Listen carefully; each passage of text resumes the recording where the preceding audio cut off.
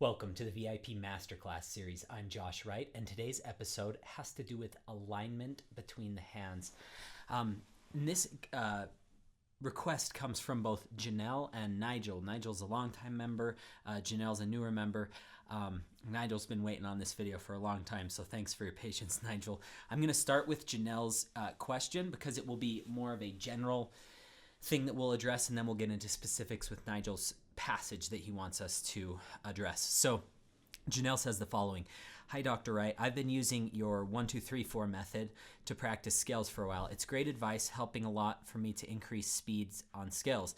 But there's one problem. It seems like the even beat of the metronome and the uneven fingering are fighting against each other, like I can only focus on either the fingering or the metronome. And it's hard to keep the notes on the click precisely. So I'm wondering if you have a good way to keep up with the beat. 3 notes per click, 4 notes per click are even more challenging. Please give some tips on how to practice the scales in the most efficient way. And then Nigel says the following. Sorry, this is all nested together. So I had a lot of responses to this one email. Okay, here we go.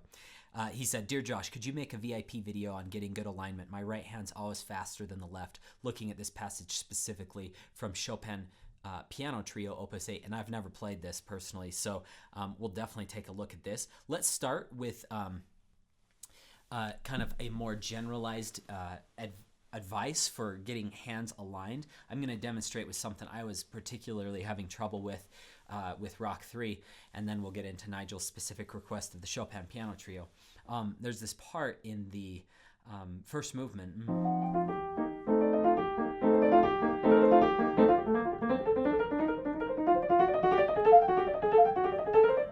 Sorry. That could always...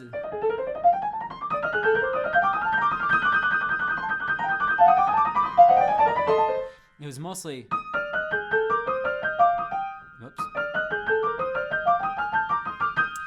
That kept giving me trouble, and I have a couple of little pieces of advice to start with. First of all, I did all sorts of rhythms.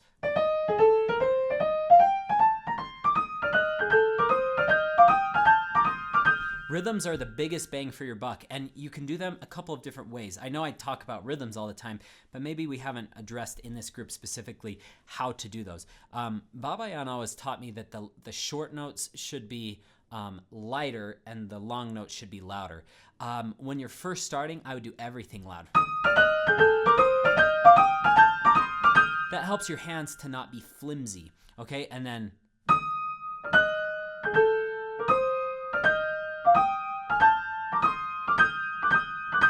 And then I would do 3 rhythms. I would do the 2 rhythms. I was starting long, short, long. I would start just the opposite.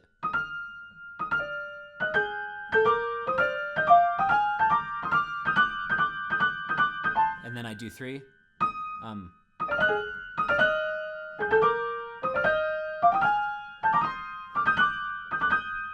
I'd start on the 2nd, 3rd, and 4th beat. Okay, so do both just all loud, and then also do light on the short notes, loud on the long notes. What that does is that promotes you to go into the keys. Similarly, like when you're doing a 5 rhythm, I remember I learned this specifically with Tchaikovsky, 3rd movement of his first concerto. Babayan made me do this in the lesson. It was humiliating.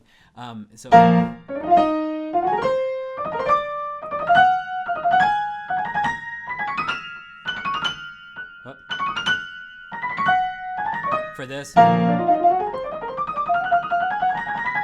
okay, and so forth. So do 2 through 5 rhythms. The next piece of advice I have in general for alignment is practicing eyes closed and feeling this.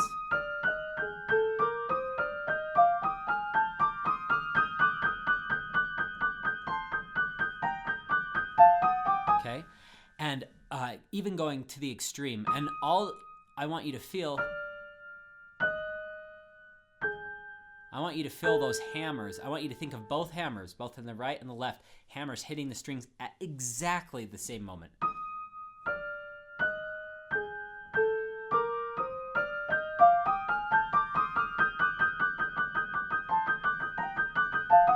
Okay, the next piece of advice I have is practice in small sections and practice stopping at different points. I'm going to transition into the Chopin. Thank you so much for watching. I've listed 2 links in the description below. One of them is to download this full video that you've just watched the sample for. The other is to view the entire library of VIP Masterclass series videos. I hope you've enjoyed this. Have a great week. Good luck in your practice sessions.